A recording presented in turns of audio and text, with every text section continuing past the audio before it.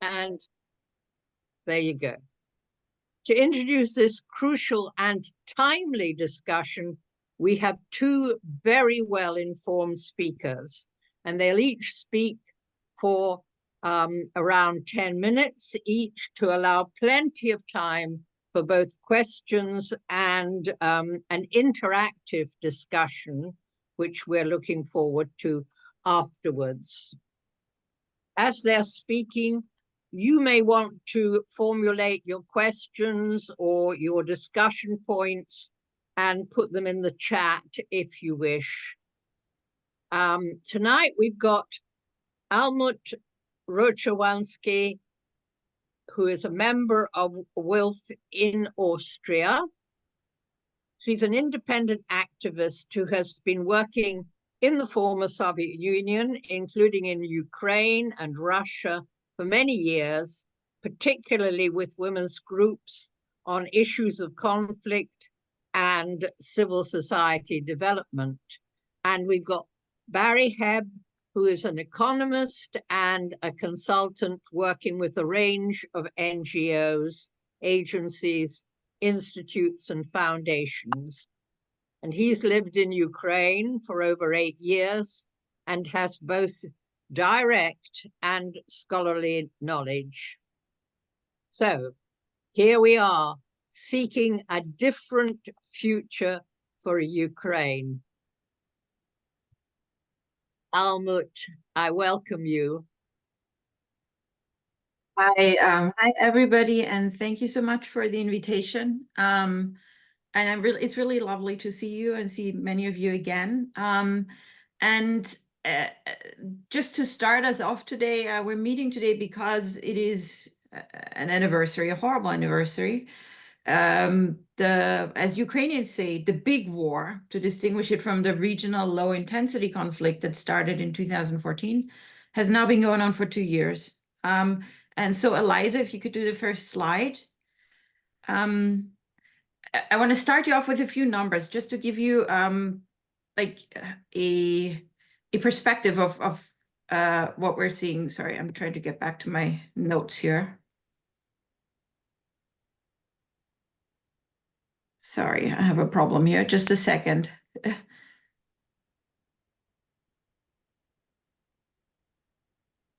Good. Sorry about that. I just need to have my notes in front of me too, so that I can give you the correct numbers. The numbers of the killed and wounded are closely guarded by both sides, but there have been investigative journalists who've tried to piece them together. I can give you one interesting number. Last year in August already, and this is before several especially bloody battles happened, the US government estimated that almost 500,000 Ukrainian and Russian troops have been killed or wounded. The next point is around 6.5 million Ukrainians are currently registered as refugees abroad, most of them in Europe. Most of them are women and children, but the number of adult men is growing, although they're still mostly banned from leaving Ukraine. We don't have official numbers for Ukraine's population size before the war, because there hasn't been a census for more than 20 years. But estimates put it at no more than 35 million. So this is 6.5 million out of 35. And that should tell you what kind of a loss that represents. In a survey that Ukrainian refugee women did in Europe, and this was conducted by a women's NGO that I work with, they found that around 30% of them indicated that they either want to stay abroad or that they just don't see a feasible option to return to Ukraine in terms of jobs or childcare. In a recent survey from Ireland, which I saw just 2 days ago, 53% of Ukrainians in Ireland today do not want to go back home. They want to stay in Ireland. And about the last point is about 30% of Ukraine's land, of its territory, is contaminated either with landmines or with explosives or other toxic remnants of war. That's 2 times the size of Ireland, almost 3 times the size of Scotland.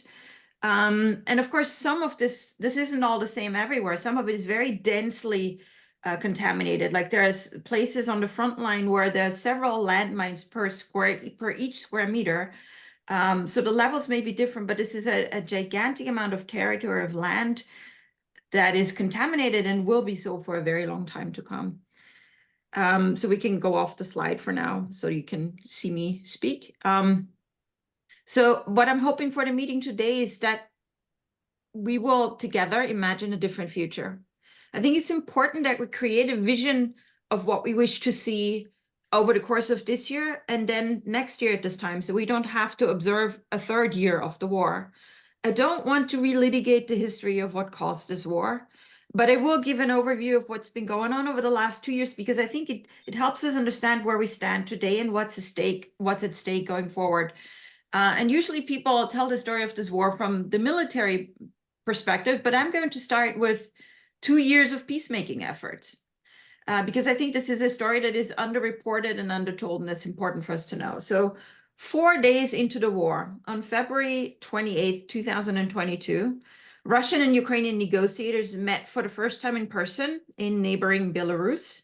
They continued meeting regularly through March 2022. The governments of Turkey and Israel at that time offered mediation and even shuttle diplomacy at the highest level. And these negotiations resulted in a draft agreement, which was apparently initialed by the negotiators after a meeting in Istanbul by March 30, 2022. And it was abandoned after that. And as this is a mostly UK audience, as far as I can tell, there was a sensational story that you're probably aware of, that Boris Johnson rushed to Kiev and he told Zelensky to, withdraw from the agreement and to keep fighting instead.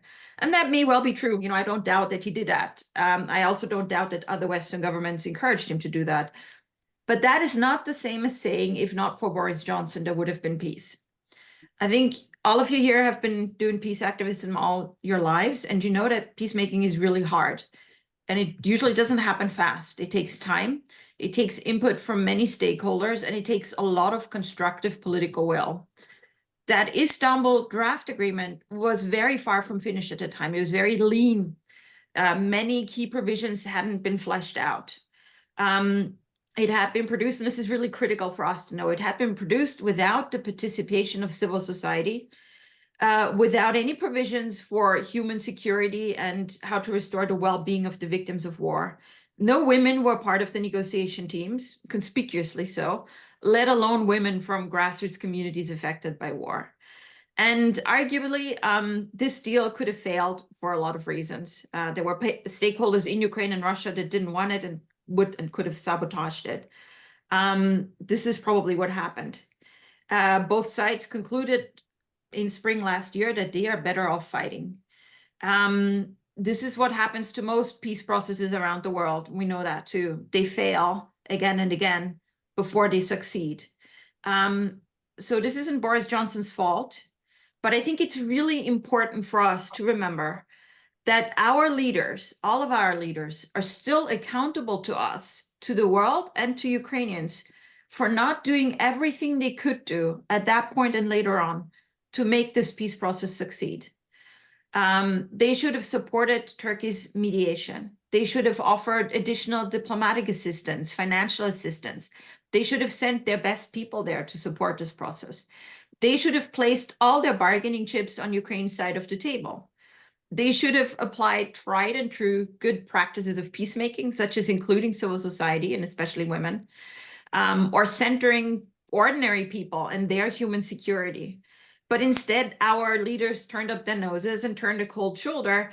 And it was quite conspicuous that they did that, because they don't act like that, when it comes to other conflicts around the world. And they've continued showing this cold shoulder for the past 2 years and rejecting negotiations. There's a limited exception, and that's kind of interesting, and that is the US, which has always said that military aid is only given to help Ukraine reach the best possible position for eventual negotiations.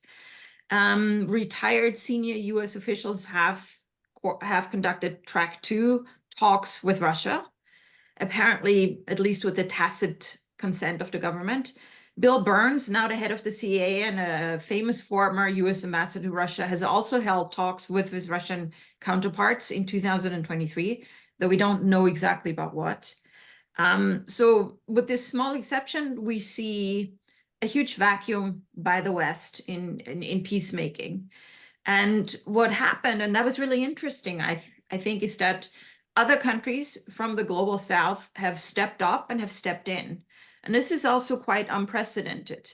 So in addition to Turkey's and Israel's hands-on mediation early on, we've seen the following. And yeah, this is the next slide. So we saw Mexico in September 2022. We saw China in 2023, Brazil, South Africa, and 6 other African countries that were actually dispatched and elected to do this by the African Union, also in summer 2023, and then also a plan by Indonesia in 2023.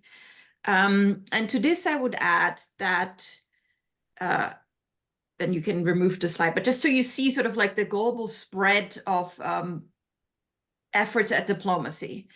From spring 2023, we've also seen mediation of an NGO, the Geneva Center for Humanitarian Dialogue, which is an organization staffed by former diplomats. And with the support of the Turkish government, Ukraine and Russia negotiated an arrangement that has become known as the Black Sea Grain Initiative that allowed Ukraine to ship out grain via the Black Sea. And this is it's now defunct, a really complicated technical deal. And it required that every day Russian and Ukrainian military and civilian officials were sitting together in an office in Turkey, negotiating safe routes for shipping.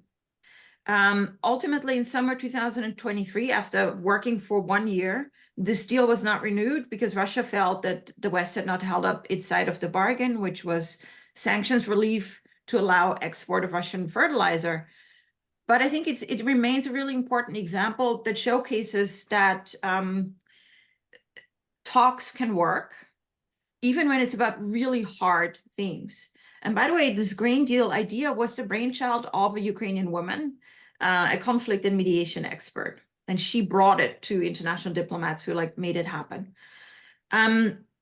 And there's another initiative that you might have heard of. And this is the next slide, Eliza. So, and this is, it's called a 10-point peace plan. Sometimes it's called Zelensky's peace plan. Sometimes it's called a peace formula. And a series of international meetings and even conferences have been held on it. And there's something slightly wrong about this. And what is unusual about it, or if you will, slightly different, is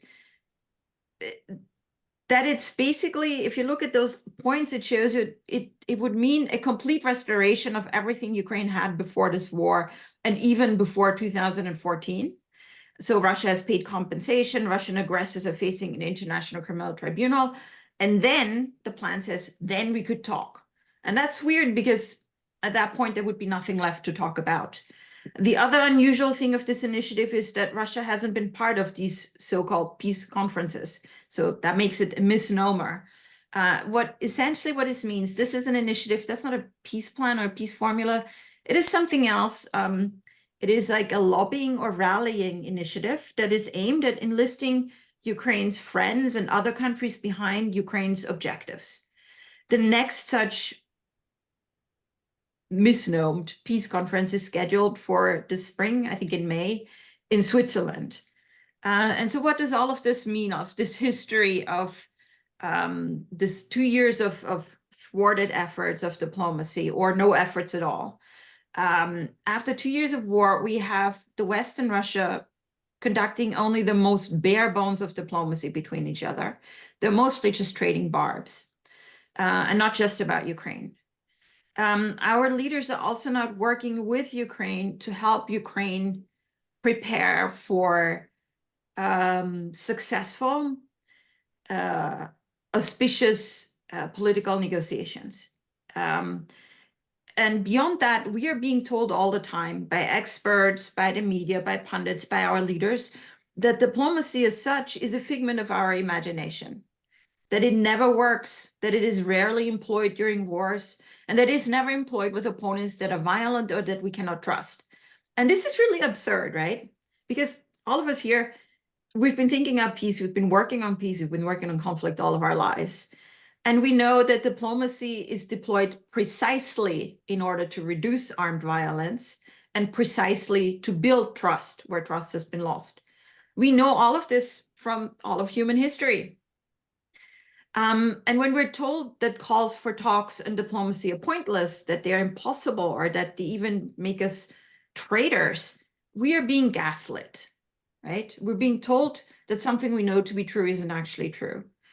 And I think the diplomatic efforts of the Global South and of China, they are important, but they're also a sign of our times, right? That we've become unwilling and unable to take responsibility for peace in Europe. But unfortunately, the Global South, not even China, they cannot force Ukraine, they cannot force Russia, and they cannot force the West to engage in diplomacy. They can only offer ideas and mediation, but they don't have the resources to exert pressure.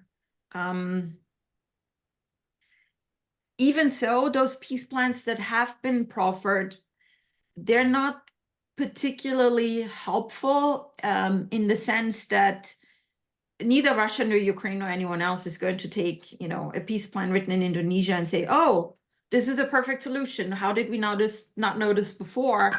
We could have, if we had only noticed, we would have peace by now.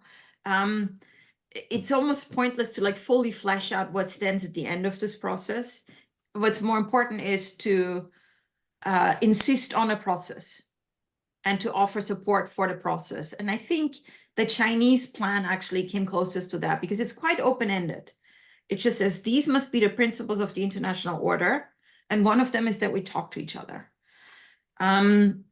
Unfortunately, there's another weakness with all of these international peace plans. None of them reflect people-centered, comprehensive best practices of negotiating and peace building the way that we know them and the way that we've been promoting them. They don't mention involving civil society. They don't mention women's equal participation at all levels, as is required by Security Council Resolution 1325. They don't prioritize human security, human rights, and human well-being. They don't challenge this idea that only the guys with the guns should be in charge of making peace.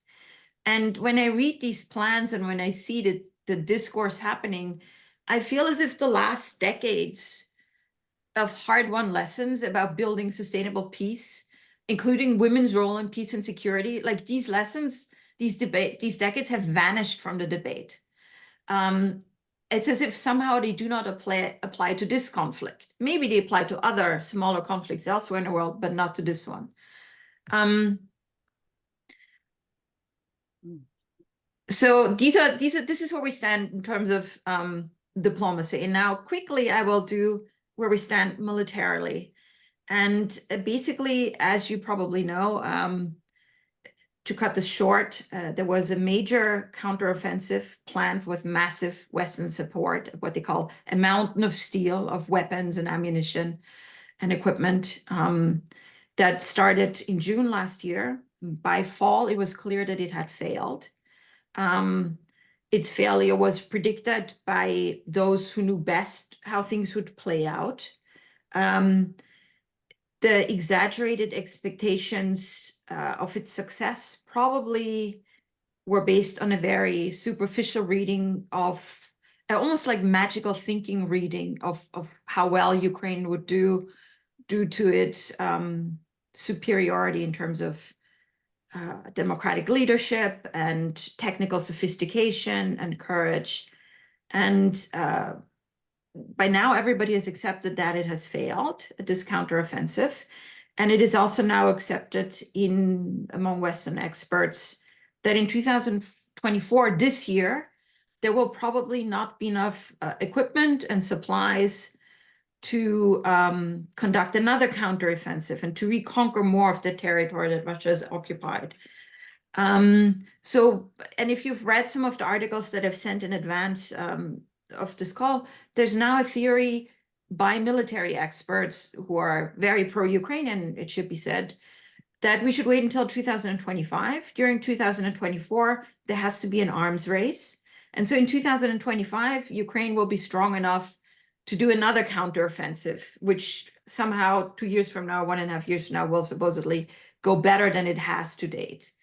And this is, I think, this thinking that, 2024, we will just hold on to what we have and conduct an arms race.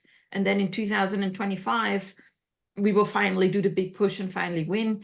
I find that deeply problematic thinking. It's also, I don't know if it is in any sense realistic, technically. And I think what we've seen over the last few days is that in this vacuum of now that we have to wait for another year or so, we are hearing a lot of nervousness, especially from Europe. You have probably heard that there was a leaked call of German senior commanders, German generals, about the delivery of long-range missiles. And I've listened to this talk, as you know, I speak German, and I've listened to it twice, and it's really a very flabbergasting conversation because at one point the general says, well, even if we do deliver them, those missiles won't affect the outcome of the war. They won't make a difference.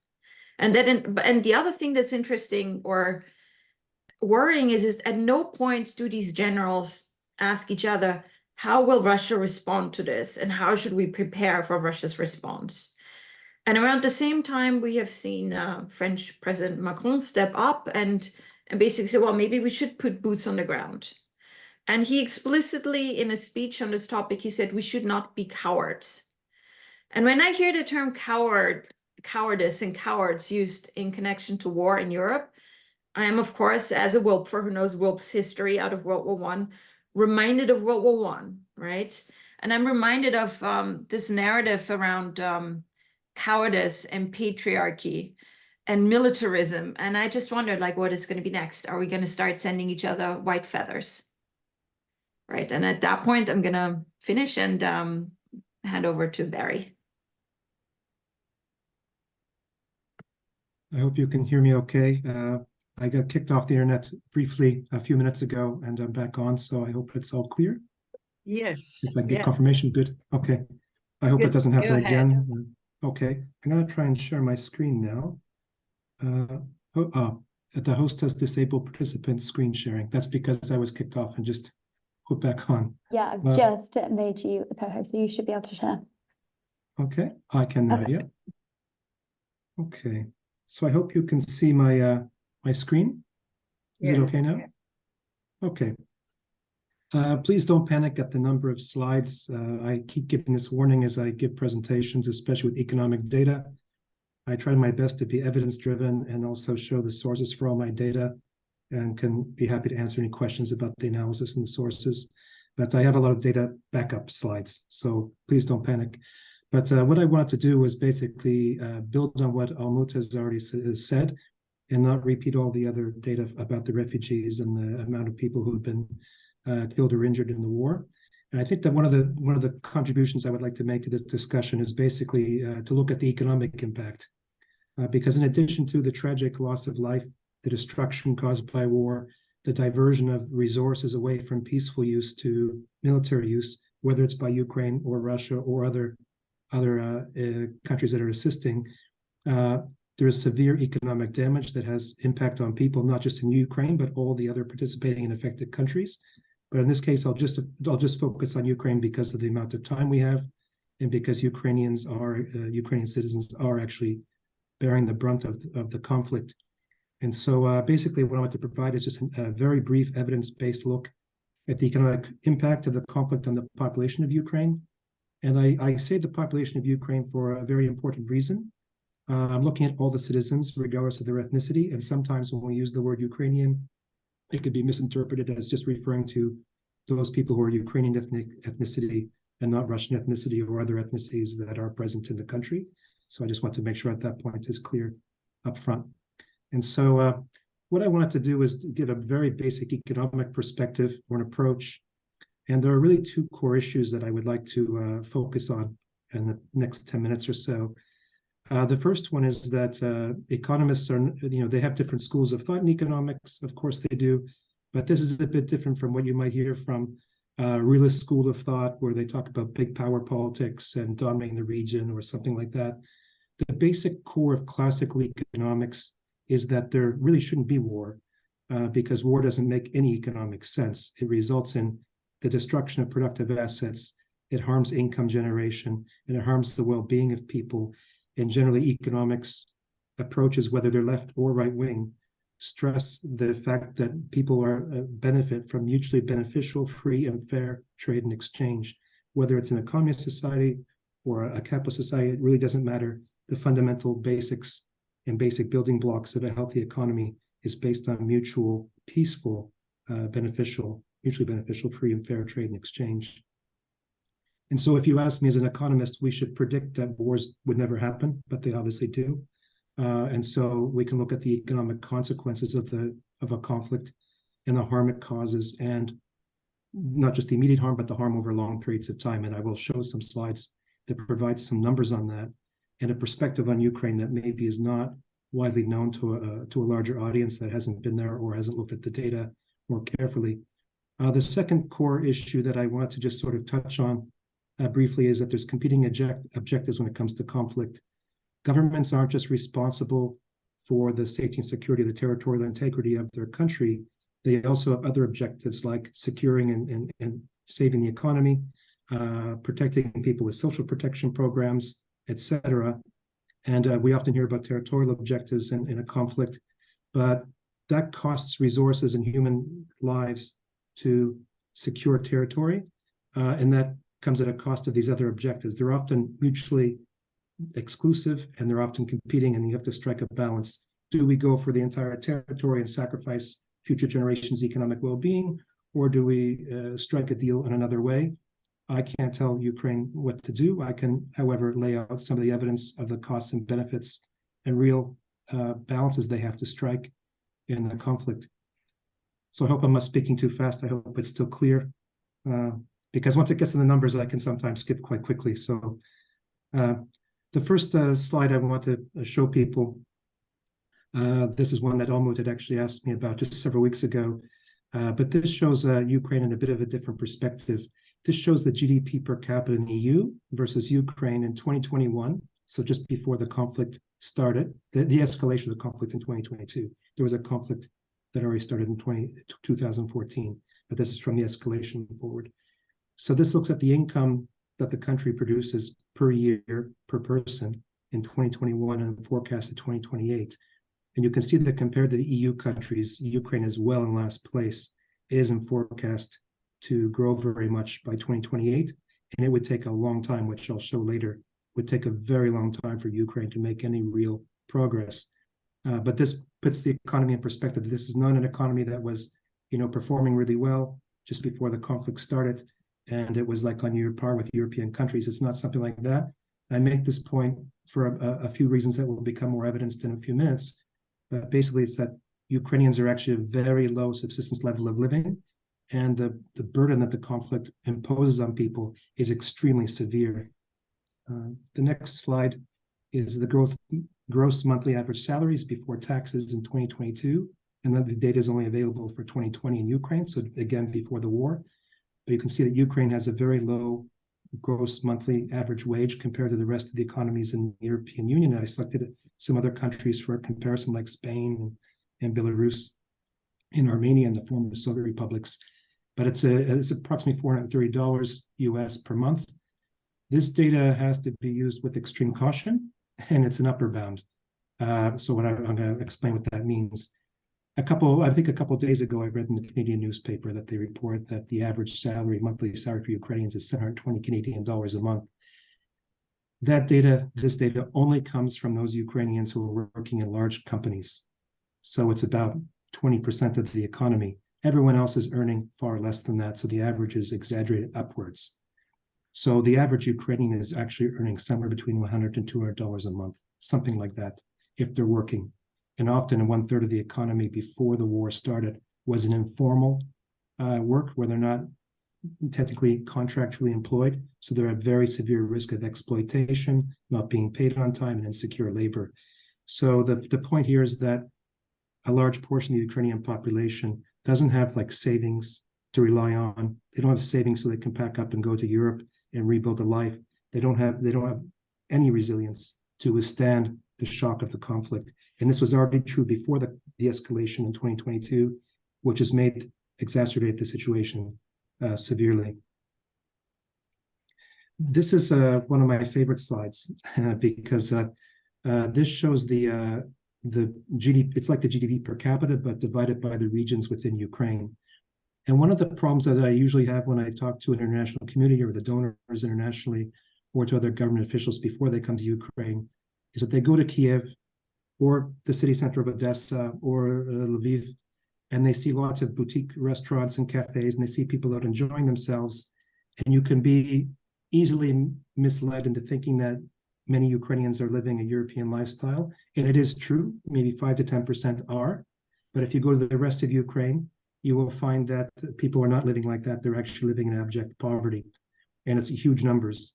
And so this graph basically shows that the GDP, the income generated on average per person in the Kiev city, way outstrips what the rest of the country is earning. So it's like you'll find in many inequality African countries. You'd also find in the United States, Washington, D.C. has a very high average income per person compared to the rest of the country. But in this case, if you look at Lugansk, which is in the very far east of Ukraine, it's split between government control and non-government controlled. But near the line of contact, it's about $700 to $800 a year is their GDP per capita. Whereas in Kiev, it's I can't quite see my Kiev screen anymore, but it's well above 10,000. So it's called I call it the economic deception of Ukraine. That if you go to Kiev, you won't understand what's going on in the rest of the country. Ukrainians really do not earn that kind of money. They don't have that kind of wealth, and they won't be able to pay back debts for the country's debt burden from the war. This graph puts the poverty in perspective, and subsistence in Ukraine is about $120 US a month.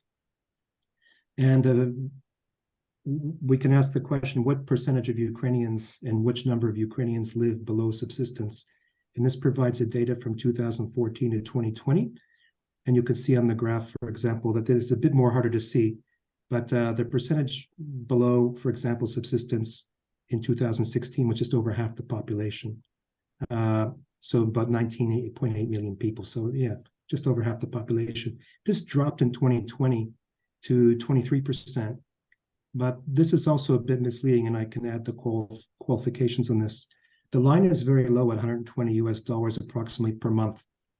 If the person's on the line or below, they're on subsistence. But if they're just slightly above the line, they're no longer considered on subsistence, even though they're almost the same. So what really is happening in Ukraine is that there's a huge percentage of the population, about almost 75%, are always hovering around the subsistence level of about $120 per month per person in the household. And the number goes up and down a little bit, but basically the most of the population is not very high above poverty levels, very basic subsistence.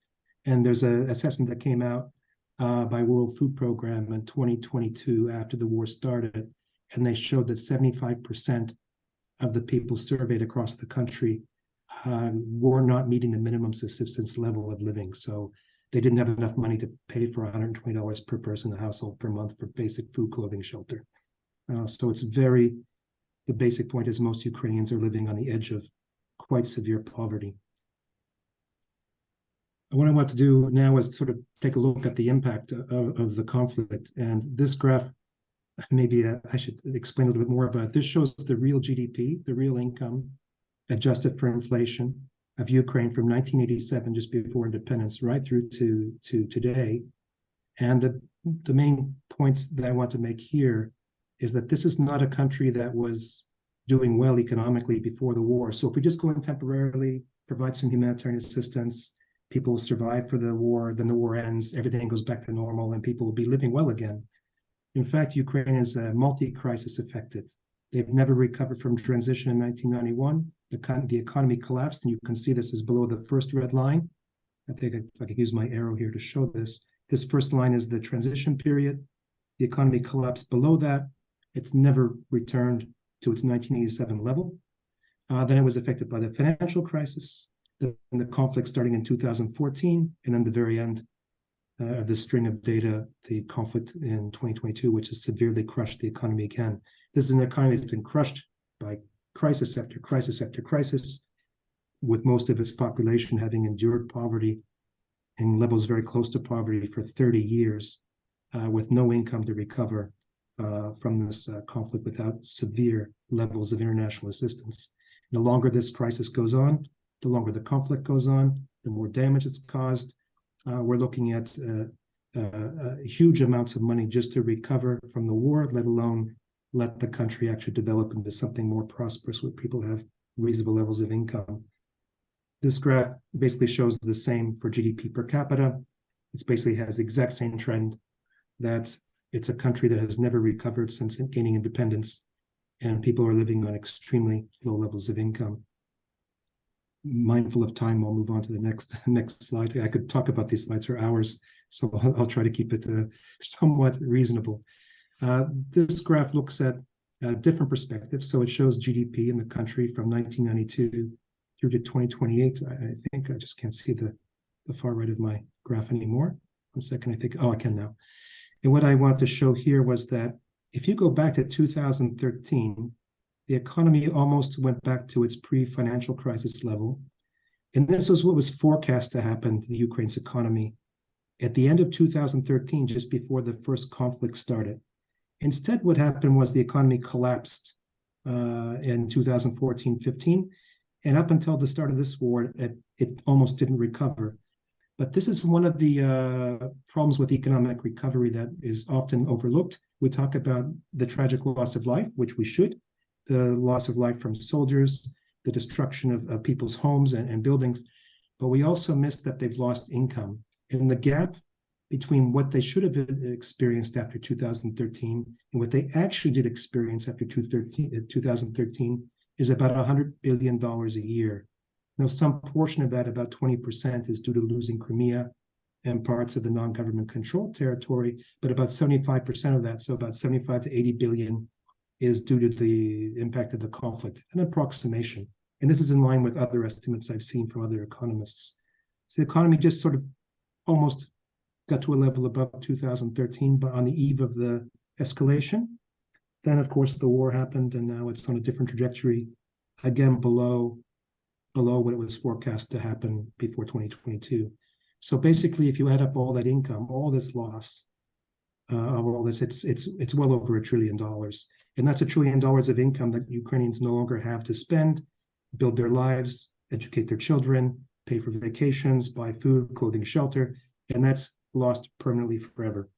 This is part of the economic burden of the conflict, in addition to the reconstruction costs, which are estimated at $500 billion by the World Bank. This already puts the costs of conflict well above the $2 trillion mark. I hate to sound depressing, but that's part of the nature of economics. So people ask me, well, okay, how long will it take to recover? So these numbers look at a different perspective. They ask, how long would it take Ukraine's GDP per person over 5 and 10 years to catch up with these other countries? So if you look at the level of GDP per capita just before the war started in 2022, the escalation of the war, how long would it take, or how much growth would have to happen in Ukraine every year for 5 or 10 years in order to catch up with these other economies? So if you look at the far left, for example, for Hungary, in order for the GDP per capita in Ukraine to catch up to Hungary's within 5 years, Ukraine would have to grow at 31% each and every year to catch up to Hungary in 5 years. Over 10 years, it would be 14.4%. These are extremely high growth rates. Ukraine usually grows around 3%, something like this. But you can go down the graph and see how long it would, how much growth it would have to accumulate to catch up to Poland, Croatia, Romania, Russia, Bulgaria, Turkey, I think they call it now, Montenegro, Serbia. Ukraine would have to grow at extremely high growth rates. And the longer the war goes on, the more growth or the higher growth rate would have to take place for Ukraine to catch up. Another perspective would be to ask, how long would it take Ukraine to catch up at its usual growth rate of 3%? So if Ukraine grows at 3% every single year, for how many years would it take to catch up to these other economies? To catch up to Hungary, it would take 45 years. And this is in 2021, not from 2022 forward. So now it would be even more years. It would take 44 years to catch up to Poland's 2021 level of economy. It would take 42 years to catch up to Croatia, 38 to catch up to Romania, 31 to catch up to Russia, etc. Now, these calculations are in line with the World Bank's calculations and methodology, but it's simply mathematics. But what they do suggest is that with the accumulation of the impact of the war on Ukraine's economy, it takes a generation or two to catch up to where they were before. So the longer the war goes on, we're looking at the next generation being devastated without any massive assistance package. In each year that the war goes on, you can just add another 20 years of catch-up time at 3% for Ukraine to catch up. I won't go into the national debt at the moment. Mindful of time, I can show it though if somebody has questions about it. I also want to draw attention to the actual data about the assistance that Ukraine is getting. So this is the support that's tracked by the Kiel Institute for the World Economy. And this is not the money that's spent yet. This is just the money that's been committed to Ukraine so far. And this is over many years, so it's not per year. So far, if you look at the financial commitments, usually Ukraine's government is in deficit about 6 billion per month, which they have to get from other governments and borrow or get grants. And if you look at the military commitments, it's about 107.5 billion euros. The financial commitments are about 128.6. Humanitarian commitments are about 17.3 billion euros. For this year, the humanitarian resource or the humanitarian response program for Ukraine is requesting $3.11 billion US. They estimate 14.6 million people are in need. That will work out to $213 US per person per year, or about $17.75 US per month. They are targeting 8.5 million people, and that's about $365 US per person per year, which is about $30.40 per month. And what's really striking about this, if you think about these numbers, which are, that's the way humanitarian aid is very much underfunded. What strikes me about the conflict is that it's very easy, or relatively easier, to accumulate massive amounts of money for the military package. But at the end of the day, the vast majority of Ukrainian citizens are living at abject levels of poverty, which will take huge amounts of money to recover from. On average, to recover that 100 billion per year, they would have to have $1 trillion investment at 10%, but they are getting almost nothing when it comes to humanitarian assistance. And so I think I'll leave it at that point and turn it over for questions. But basically, at the end of the day, the point here is that the economic impact on the well-being and safety and security and livelihoods of Ukrainians is very severe. Their ability to absorb this shock is non-existent, and Ukraine will be in severe need. Even if the conflict there were victory tomorrow, the economic impact would be devastating. And the longer the conflict goes on, the more deeper and more prolonged it will take Ukraine to catch up so that people could actually have a reasonable living standard. Let me see if I can get back to the not share screen. I'm quite sure oh, here we go. Yeah, so I hope I didn't depress people too much with all the economic evidence, and I hope the visuals were clear as well. I can sometimes go through them too quickly. Thank you both very, very much for your introduction. I'm sure there are people already itching to ask questions or make contributions to the discussion. So it's open to everyone. I don't know if anyone's put anything into the chat. No. Okay. So what have we got? Well, can I start by going back to one of the references that was sent out in advance. I don't know how many people managed to look at them, but there was a recent reference about how you start talking about talks, and I'm just wondering whether you want to pick up on that, Helmut. I mean, yes. So what I would really like to do is ask all of you to contribute your ideas and your expertise, because your expertise, I think, as this group here, is very substantial. What can we do as activists to change the future? Yeah, I think it was really, really poignant how Barry showed us these trajectories, you know, what is projected and then what really happens. And I feel like it is interesting and important and necessary to think about how do we contribute to changing the trajectory now? So talking about talks, what can we do to signal to our decision makers? And let's remember, this is a year in which there's going to be elections everywhere, in the EU, in the UK, in the US. What can we signal to them that we want them to do differently? Who can we reach out to? Whose contribution? Sometimes it's not so much about just asking for things, but also applauding and amplifying the good work that is being done.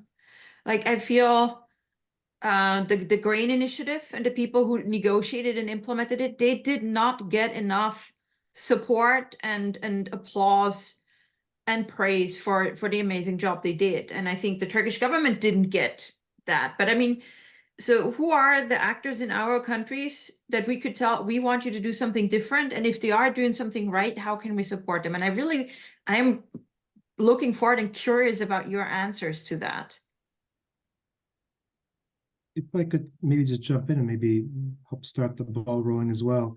I think it's important for people to realize, whether they're Ukrainian citizens or Western citizens, the money that's going to the conflict is coming from taxpayers' pockets in the end of the day. And these large amounts of money would have severe impact on the livelihoods of Ukrainian citizens. So if people are earning $100 a month, and then you spend the 61 billion on development assistance and come up with these packages, there's an alternative that's genuine, and people will see what this genuine alternative is. If you meet families that have been devastated by the conflict and you tell them, look, we can borrow the money for more destruction, which you'll have to pay back, and your children have to pay back, and your grandchildren have to pay back, which is huge amounts. It's about $16,000 or 10 years of the average salary of Ukrainians already, just for the military debt. To put this in perspective, the UK and Russia only paid back World War II debt in 2006. So imagine how much better some of the people would have lived in those countries if they didn't have those debts. And so I think that one of the economic benefits of peace is to stress that this is expensive and people will feel it. And the sooner that you can redirect those funds to genuine humanitarian and development purposes, the better. And people in the West are better off as well, because they don't have to sacrifice these huge pools of money for a conflict when they could be using it for peaceful means. I see there's a question here. Was it in the chat? Jenny. Hello. Yes, sorry, Paul Redding. I'm Jenny's partner. It's just listening to both of the speakers. It occurs to me that that all the Western governments have this information, and therefore, what I'm afraid occurs to me is, what exactly is it that they think they are doing? They obviously know that they're not going to be rebuilding the lives of the Ukrainian people by this kind of level of support. Are we just back to the days of the Cold War, when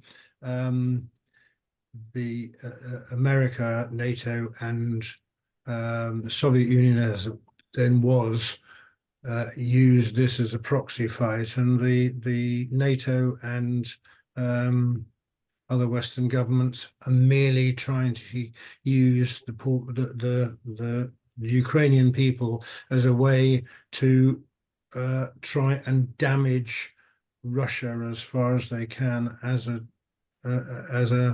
competitor to the West? Is that really all they're up to? Because they're not helping Ukrainians. So your question is like, what do we think that our governments think? What do they well, think? I mean, so I'm tracking obsessively sort of the discourse that we're hearing from our governments, and I mean, I think yes, the Cold War seems a good analogy. I'm always very much reminded of World War I in terms of sort of like the baroqueness of the propaganda, right? I think especially more recently, it has become quite clear that this is very much, it is obviously part of a quest for primacy and supremacy, and sort of, it's about winning and being superior. And I remember one long-serving UN diplomat last year said something very, very wise about that. And he said, are we really letting the future of Europe, peace in Europe, be decided by whose tanks get destroyed faster on the battlefield? And what I think is interesting about that is that we are now tying the superiority of our civilizational models to something really stupid, to something what happens, which weapon systems succeed in destroying each other fast on the battlefield, in which there is so much accident and coincidence, and it has nothing to do with how good our civilizational models are. But yeah, it seems that I think also there is a problem that those policymakers and decision makers that propose alternatives or that talk about negotiations or diplomacy, or that do not join in the hype around certain weapon system, like every few months it's a new type of miracle weapon that people get very excited about. Those who do not join these things, they get punished for it. Like, they get punished by opinion writers and pundits, by social media. I don't know if they get punished by the electorate necessarily, but certainly by the discourse they get punished. They are called cowards and undecided, and not up to the task, or they are called traitors and in Putin's pockets and things like this. So we having a discourse, and in which it is very difficult to objectively and rationally discuss all the options, and discuss, like what Barry says, discuss the costs of all the options, because all of these choices have costs, right? And it's very difficult to have a good discussion about that now. Barry, maybe you wanna say what you think our decision makers are thinking these days, what the ideas are. They're thinking. No, I'm just joking. But maybe not the right time for jokes. But I think that there's a couple issues I think at that stage. One is the distinguish between emotional decision making and rational decision making. And despite all the efforts of economists to try to suggest this, people make decisions based on emotions. However, when it comes to trying to calm things down, there's also a difference between people making informed decisions with evidence versus not understanding what the true price of something is.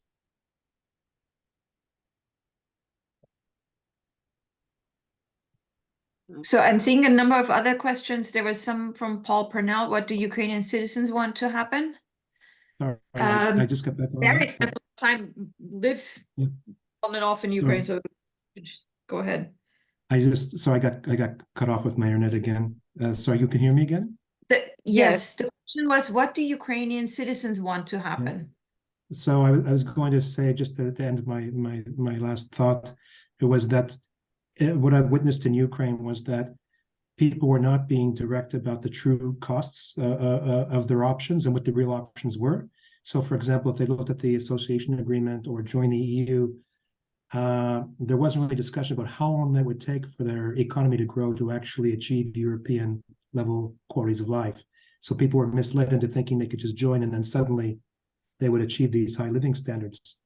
And people cannot understand, of course, the costs of conflict. When they look at these numbers, whether it's in the West or in Ukraine, when they look at $160 billion of debt, ordinary people, it's a number that's not comprehensible. Of course it's not. But if you put it on a per capita basis or per worker basis, suddenly it becomes more understandable. And every time I've mentioned this to my friends in Ukraine, that it's $16,000 per worker already in debt, they get really upset very fast, because they realize that's 10 years of my income that we're now accumulating in debt. And it's really about putting information not just out there, but in a very user-friendly way that people can actually genuinely understand, almost like the legal term of genuine consent. Explain economic options that people really have and what the real costs are does help. Still some people make emotional, idealistic choices that they only want this option, territorial integrity at any cost, and they don't care what happens to the economy, where a lot of people will care if they are told that they won't have decent jobs for a very long time because of the consequences of the impact of the conflict, and the duration will make it worse and worse and worse, including for their grandchildren. So I just think it's not the only solution, of course. I think it's part of a package of trying to better have a dialogue and inform people. But this goes back to Almut's point. It's hard to have that if people are not going to allow the discussion to even take place in the beginning. So I noticed that we have Marina raised her hand, and we'll get to you, but I just want to go through in order. My answer to what Ukrainians want. So the Ukrainians that I talk to and that I follow, well, obviously Ukrainians want peace, but a peace with justice. Like they want to be restored to what they have, and this is a just and completely understandable position. Something terrible has been done to them, and it can never fully be made good because so many people have died, and all the people around them will forever be sad about it, and it can never be restored, right? So if you ask Ukrainians these questions, what do they want? They will put all the things that they desire and that you would like to see. And that is a very large vision, but it's also a just vision of peace and justice and compensation to the point that is possible. However, if you ask people narrower and more specific questions, like how would you get from point A to point B, their answers become very different. And in my impression, at least, Ukrainians are very pragmatic and very practical people, and people who've learned to make lemonades from lemons, right? Because they've had to. And so there's a very interesting data point out there is that in polling, most Ukrainians will keep saying, well, we want to fight till victory, and we want to fight to the end. And then if you talk to them privately or in like small groups, they will say, actually, like, we can't say this publicly, but at this point, for example, this is what a friend of mine told me, who is from a city that is now under occupation and who has relatives left in that city under occupation. She says, I understand now, because our offensive failed, that we will not liberate our city.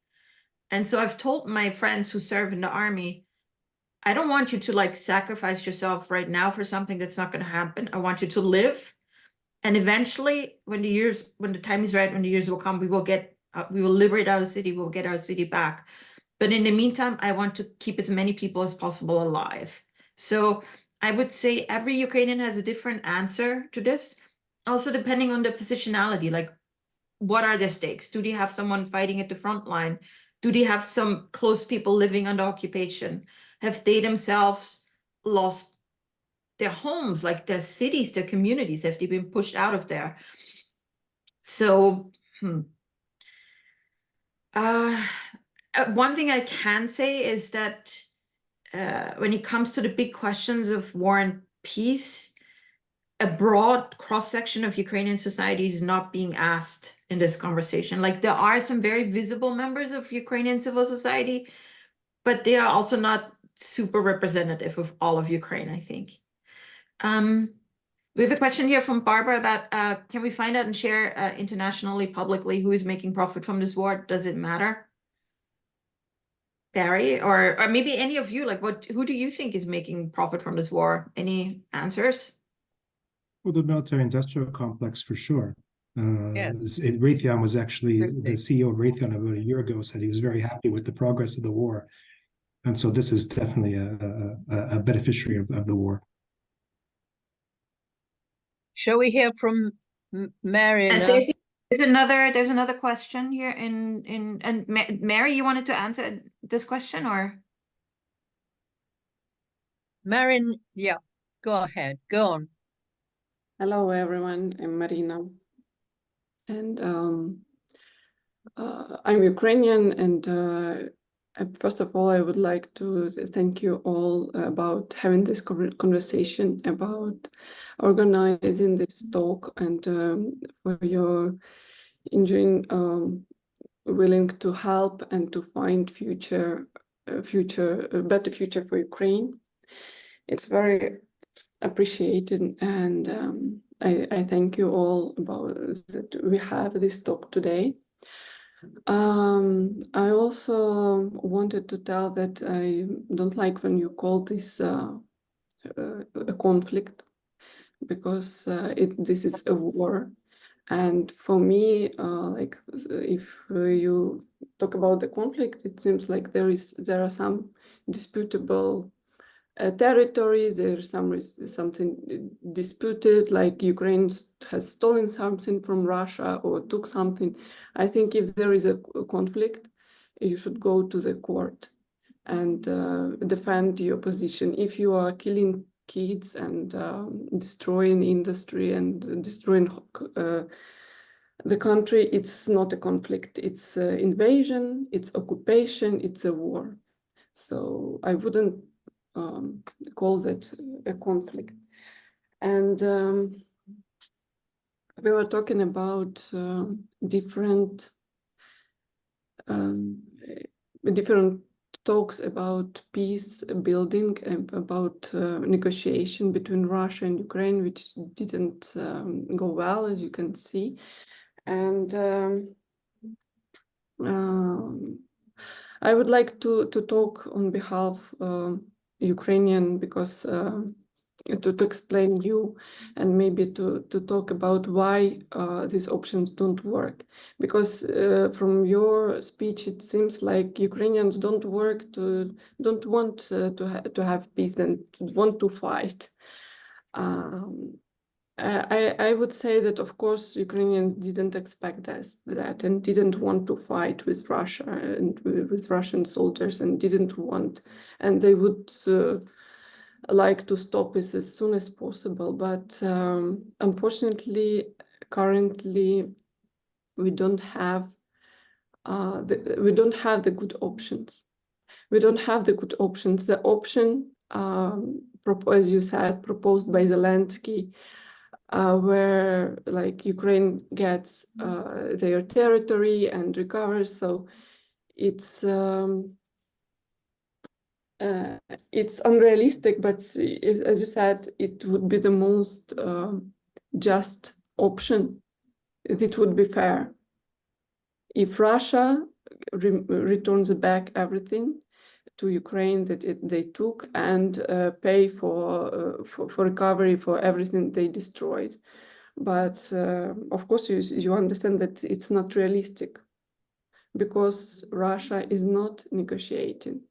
Russian politicians still are talking about invasion and occupation the whole Ukraine. And recently, Medvedev, if you maybe might see, he again declared that the whole territory of Ukraine is a part of Russia. And this negotiation, which could be held, if this is not what Zelensky proposes, this is what Russia wants. So what Russia wants right now, the borders, what we have, if we fix that, it could be considered as a peace. But this is just a continuation of the war. And this is a very big price which Ukraine would pay here, and this is not a good solution, because this territory will be used for the future invasion, because the kids kidnapped from Ukrainian territories in 5, 10, 20 years, they will join Russian army, because the capacity, the Ukrainian industrial capacity will be used for producing new weapon. And as you know, Ukraine used to have nuclear weapon as well when it was a part of Soviet Union, and it's very easy to restore and renew all this capacity by Russia. And they would put the weapon there, like they did in Belarus already, you know. So, and then, for example, for me, I understand that it's not possible for Ukraine by itself, even now, to defend the border which exists, which is necessary. But it's very difficult to counter-offense the territory which is already occupied. And the price and numbers, thank you for your researches, and thank you for bringing to us all the sad and terrible numbers about life losses, about economy, about all the damage which was made to Ukraine. But it's not about money, it's about future. Because Russia is menacing now and threatening Europe, and if the war stops like that, just by freezing the borders, in a few years they will come back. They will come back and they will go further, and we don't know where they stop. Russia currently they don't claim like we only need this territory or that territory. So for me, I don't see a good solution here, and unfortunately, like for Ukrainians, the call for negotiations, it looks like you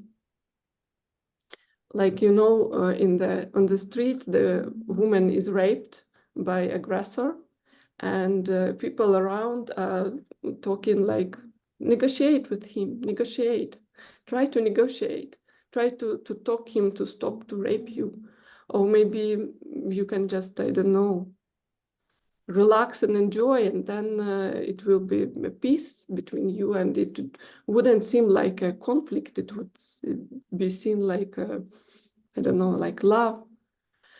And as for me, like all the peace solution for now are either unrealistic, either unfair. What would be realistic? What would be realistic?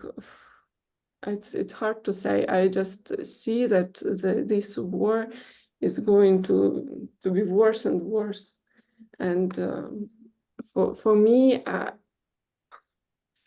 at least I wish we could keep this border and Russia doesn't go further, at least, but they do, and they don't propose. Russia currently doesn't propose to freeze the borders. They are going forward. They are capturing city by city, small village by small village, how far they can go. This is not about freezing the border now. This is about at least this help, military help, which goes to Ukraine, now is used at least to stop them, and not because my family is still in Ukraine. They have nowhere to go. They don't want to leave their house. It's everything they have. In Europe, they don't have future because they don't know language, they don't have job, they don't have pensions, and they don't have savings. So what could they do? They want to live there, and they cannot live under Russian occupation. And I don't know. So for me, it's we need to talk. We need to talk about some support, but I don't know how can you talk to Russia? Because even if we talk about peace, like I agree with your numbers that Ukraine will recover from this disaster many years and will never maybe recover. But what are other options to just Can I bring Almut in at this point and ask her what she wants to say to you about the options? Yeah, tell me. I would appreciate. I mean, I don't want to say anything directed to Marina. I think it's important to all of those points you mentioned to keep them in mind when we're talking about how to go forward. But I think you made a really good point when you said that Russia doesn't currently want to freeze the borders. And I think if we're sort of stepping back and looking over the last 2 years, we should look. There were several moments when certain people said now would be a good time to talk. And of course, that typically means now would be a good time for one side to talk, right? So like Mark Milley, the commander from the Joint US Chiefs of Staff, said after Ukraine liberated Kherson and Kharkiv in fall 2022, he said, now would be a good time to talk. Because Ukraine was sort of like, had just made some really important military steps, and he understood that the next military steps would be very, very difficult, or indeed impossible, as turned out correct. And of course, Russia doesn't want to talk when it feels, when it feels that they're in a bad situation. But equally, Ukraine at that time didn't want to talk because it felt, look, we've just liberated 2 large chunks of territory. We should keep going. And so it's really important to understand these dynamics, that when do either side want to talk in any what you call war or conflict, in any violent conflict, right? In any violent armed conflict or war, that there are lots of incentives for either side to not to want to talk and to keep fighting. And at the moment when, unfortunately, and this is something we've seen in history, right? Like, so like many of you have looked at or worked on or remember the conflict in Northern Ireland, where it literally took decades for both sides to get to a point where they understood, we cannot bomb or kill our way out of this. We will never achieve with violence what we're trying to achieve. It took a very long time and many failed attempts for them to understand that. And in a way, that moment has not happened until now. Not for Russia, not for Ukraine, not for the West. And there's no perfect answer, as in like we have to do 1, 2, 3, A, B, C, and then we have this perfect constellation and we can have perfect negotiations. But I think what helps when we think about this is to break it down into incremental steps, right? And to talk like, and I think the grain deal, for example, is a good example of that. But also there were negotiations about there have constantly been negotiations about prison exchanges. And you can expand that a little bit to include what I would consider priority human security issues, things that will benefit human beings, maybe those who live close to the front line, right? As a first concern. And is there something that could be done where both sides can say, like in the prison exchanges or like in the grain deal, actually, this is something that would we both want right now. And can we start there? And then when you can start on that, like maybe something else comes out of these conversations. It is in even the most optimistic projections of political solutions, nobody's right now saying, oh, there's a perfect solution to like settle this conflict once and for all politically to everybody's satisfaction. No, I think at this point, a partial or full freezing of fighting, like where none of the sides like recognize these lines, these borders, right? And you don't have to. And I mean, if we look at, for example, Cyprus, like the government of Cyprus has never recognized this de facto border, but they've had no violence, no bullets flying for decades. They became members of the European Union during this period. Their community has developed and advanced during this period.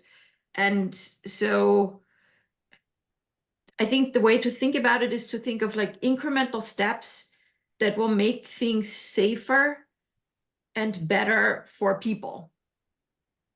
And see if maybe that can be something we can talk about. And one of the texts I sent you that said, well, we have to talk about how we're actually going to be talking with each other. It is true that like diplomacy as a practice has broken down to such a point that it now has to be slowly rebuilt. But it's, because I think Marina also said, I don't see a good solution. That is true. Like there's no military good solution. There's no political good solution. There are only sets of imperfect, not good, bad solutions. My personal priority would be, let's look for where the most people will survive and will be safest. Unfortunately, yes, I understand what you mean, but unfortunately it didn't work with Russia because, as you remember, this kind of solution was already taken when Russia occupied Donbass and Crimea. And at that point, the parties stopped the line, the frozen, there was less losses in life, and but it didn't last long because people from occupied Donbass were mobilized, and then together with Russian army they attacked further. That's why I don't believe in this solution, because it's temporary and it doesn't stop the war. To stop the war, we need to stop the aggressor. We need to show the aggressor. But how would you do that when you said you don't see a solution? Like, what is your vision for that? My vision, like as I already told, like when somebody on the street is raped, people should be who are looking and who are going around. There should be kind of police who can stop them, right? Who can use the force, who can have enough, I don't know, weapon, who can stop and isolate the aggressor. Well, So can I come in here? We, in a sense, we have the police, we have the United Nations, and we should be able to go back to the United Nations rather than looking at the different sides and who's backing which side. And we should be able to think about a way forward there. Can I just bring in Absolutely. We also have some unanswered questions here from people. Yes, We should make Barbara had her hand up a while ago. Barbara, and there was Barbara, Fiona, and then there was one more. So let's start with Barbara. Barbara, you still have something you want to bring in? I think Barbara had to leave. However, Okay. her question is still interesting. I don't know if anybody want to sort of address it. She was asking about who is making profit from this war and how can we sort of find out and share and publicly shame. I know there's research done by organizations like Campaign Against the Arms Trade, who Lynn also recommended. But yeah, is there another way we can sort of shame the profiteers into? I don't know. Well, let's think about that. Can I just, I do want to say about the profit thing. There's something very important to understand here. And it is not just the arms manufacturers who profit from this. A few weeks ago, Macron was planning to travel to Kiev. That was canceled. But in the preparation for this trip, there was some news in the French media about how France was going to announce a 200 million euro aid package for Ukraine. But then the fine print was that all of this would go to French small and medium-sized businesses. So the French government would pay French medium and small businesses to do, I don't know, reconstruction work or what else, or anything else in Ukraine. So there are actually large industries in the West that will get all or the bulk of the money that is ostensibly going to reconstruction and recovery of Ukraine. This could be the construction industries, it could be medical supplies industries, you know, a whole lot of, there's actually a lot of money flowing, and a lot of it will ostensibly sort of like booked as aid to Ukraine, but is actually staying right in the West. And we need to talk about that too, because in a lot of cases, this is work that could be performed by Ukrainian businesses and by Ukrainian workers. Right. Can we bring in Helga here? There's a question, Fiona asked a question a long time ago, and it's a quick question. Are there still active women's organizations in Ukraine? Yes, very much there are. Some have been changed and transformed by this war and the displacement. Some have actually become much bigger and more powerful because of a new role that has accrued to them and because of new resources available to them. Also, many women have become activists because of this new situation. So there are many, many excellent women's organizations in Ukraine today. like it's too big a picture to even describe. And are they opposing the war, or are they No. simply? First of all, in Ukraine, that would not be safe for them. Like, it would be too controversial. I think some of them talk about issues that are controversial. For example, they talk about, you know, like Ukrainians who are now under occupation, some of them are accused of being collaborators because they continue working for the government or schools or whatever. And some women's organizations have pointed out that this is unjust, and that it is like victim blaming, right? Like, it's basically saying you're blaming these people for having fallen under occupation. So some will touch on controversial issues, but none are currently able, or I think would want to protest the war as such. There are certainly a lot of women's organizations who document and do advocacy around human rights violations and war crimes committed by Russia. Okay. So next questions. Can so we have Helga in now? Yeah, thank you. I would like to add a few things. Sorry, I have no video tonight. Almut, you said that you know organizations, women's organizations who are working in Ukraine. Me too. I know one organization in the East that is working on the trauma that are happening now, and they are talking to the women and allow the women to talk to each other, just to speak about it, to somehow handle what is going on while they are still there. The second point, and that was the original one that I wanted to make, is on who profits. Well, before the war, there was a situation when the European Union wanted to have a change in law as land is concerned. And I mean, land is very important because, well, there is the grain export. It is about wheat. It's very fertile, so there can be big profit in it. But the law in Ukraine before the war was that no foreigner can own land. So the land is owned by Ukrainians. Now, with all the money that needs to go into Ukraine, for sure the Western investors will want to have some kind of security for that money. And that will be the point when land will go to Western companies. And they are already on the threshold waiting for that to happen. And that has been a big issue. And so I believe that the main profit that will come from the war is that the Ukrainians will not own their own land anymore. And you can see it at a very small level already. The small farmers cannot go on working on their land, not because they cannot export the wheat. That is another issue. But it is because they do not have the workers. They have to go to war. They simply cannot work on the land. So they are losing their land. They are giving up their land. I think Barry should respond to that. If I could make a few comments, there's quite a few comments. Yes, Barry, go ahead. I grouped together several comments that came. So the first one I want to address was Marina's. I can only make limited comments, but a couple points was that I'm not a conflict resolution expert, so I don't know how to end the conflict. But what I can do is provide what I think looks like the real options in the costs and benefits of those options that are available.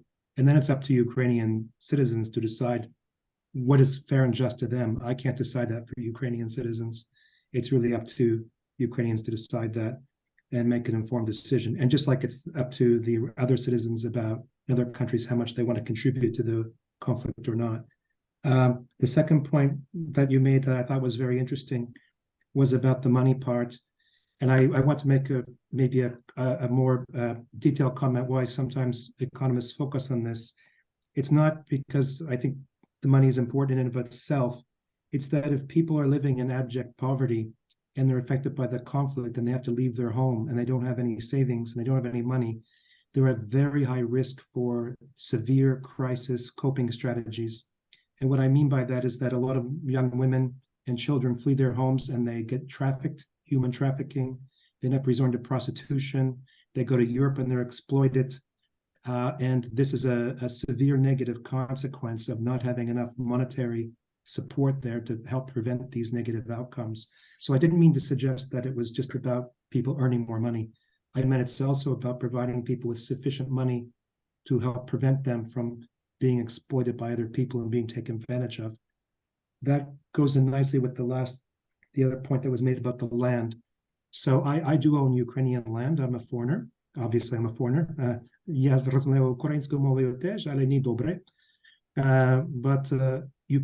foreigners can own land, but only small parcels, not for commercial purposes. So you can own it for a cottage. So I own 30 sotek, which is 30% of a hectare. But you're right, at large-scale companies cannot own the land, not yet anyway. But Monsanto was one of the first companies to open up in Ukraine after the Maidan revolution in 2014, and to gain access to the EU markets. And one of the things that I'm really, really worried about when it comes to conflicts is that the conflict has a negative impact on the economy, has negative impact on people's incomes. All the asset values shrink. They go down very, very low. So you can buy a house and property in parts of Ukraine for $300 or $400 because people are so desperate to leave. This is the worst time to sell. And then people sell all their land assets off. And it's going to be very quick that large companies and corporations in the West will buy up. And they've been waiting to buy up the Ukrainian land for a long time. They've been lobbying for it. I can tell you that for a fact because I've been in inside discussions where this has come up, and I refuse to work on helping fork over poor people's land to large corporations. About 60% of the Ukrainian population lives in rural areas. They produce about 35% of all the agricultural produce in Ukraine, mostly like from garden produce and from small farms. They compete with the large corporations. And one of my concerns is that, of course, the way of life would be destroyed for generations if they lose that. And I've been advocating for a long time for a retention strategy in Ukraine to actually direct funds to Ukraine to help people stay on those lands and retain their plots, but also clean them of mines, which takes about 20 years to mine clean. And that 30% of territory that's mined, it varies in terms of the severity of the mining and the risk. Some can be cleared quicker than others. That's all true. But I also have a graph, so I have the data. Actually, I have backup. I have all kinds of data, so I'll see if I can share this slide. Just one moment. Where's the share button? If you can see can you see my presentation again? I hope so. So Yes, yes, we can see it. I think I left this slide in there. So I'll go down and show it to you. I hope I didn't delete it. It'll take me another second to get to it. Yeah, so this is the productivity of land in Ukraine. So Ukraine, of course, is famous for its very large-scale, fertile, high-quality land, but unfortunately, it's very low productivity. And so what happens in Ukraine is that if we take the average over a 10-year period from World Bank data, we'll see that Ukraine per worker in agriculture produces, it's in red at the top, produces around just under $5,000 per person per year, whereas in Germany, it's over 45,000. But Germany's soil, you can argue, is better or of equal quality. But the point here is that a lot of people do not get the most out of their land asset in Ukraine. And that's for a whole bunch of reasons. It's partially because of the low incomes and they don't invest in the equipment and things like that. And of course, now you add in destruction of the equipment, the devastation, the mining, but it's also about the operational environment in Ukraine. And when you're asking, Marina, for example, about some of the options, one of the concerns I have is that if we don't secure some of this land productivity very soon, people will also lose access to food supplies in rural areas. And this is one of the projects I've been working on for quite some time, is to try and help smallholder farms retain their productivity, and I've worked directly on those projects. But yeah, this is one of the downsides, and it would, if that land is not secured, you would probably see about 65% of extra of the population of Ukraine suffer severe food deprivation, severe income deprivation, but then also likely to sell off their land plots very quickly to foreign companies. So I think that was the only. Oh yeah, the last point was about the impact on Russia. There was a question in the chat box. Yeah, so for this presentation, because of time limits, I only focus on the economic impact on Ukraine and Ukrainian people. But all wars and all conflicts and all disasters and natural disasters, it has impacts that are far beyond that. And so the impact on Russia from 2013 onward is over $1 trillion. And even though Russia today is growing at a reasonable growth rate, the point I would make is that it could grow even more if there were no war going on. So Russia's underperforming from where it could be if there were no war. And of course, then they divert all of these resources to the war. That takes away from healthcare, education spending, infrastructure spending. Redirecting their oil and energy supplies to other countries is hugely costly. But then all the other countries on the Western side that are involved, it's also economically devastating for them because those resources are not free.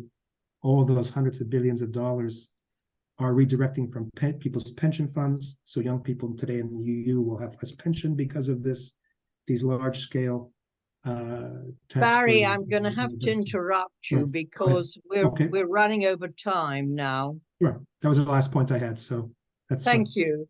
Could you share your screen? Too much data. Well, I can't take any more points or questions, but I do think that we need to think very seriously about what we can do as activists, apart from inform ourselves, which we have been doing this evening. And I think that we haven't time now to go into the possibilities, but I think we ought to be